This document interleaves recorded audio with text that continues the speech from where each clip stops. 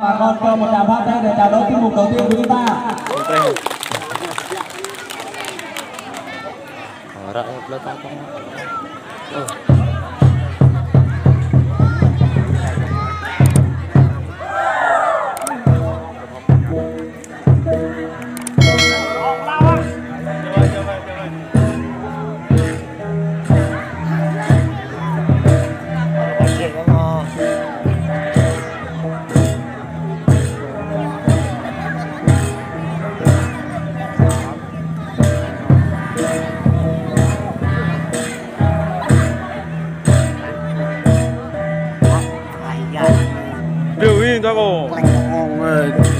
nheo lưng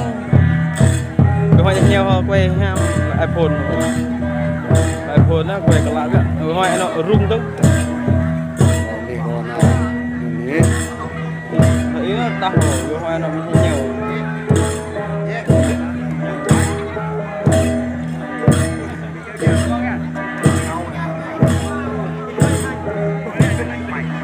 quay tụi bay bọn cái đuôi hoa vậy giờ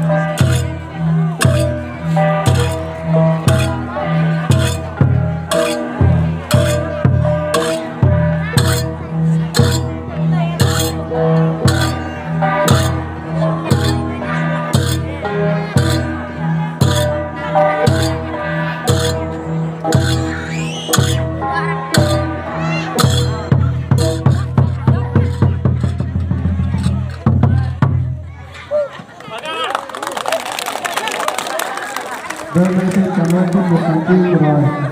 và liên tục là tiết mục do đội văn nghệ của xã trên đây xin được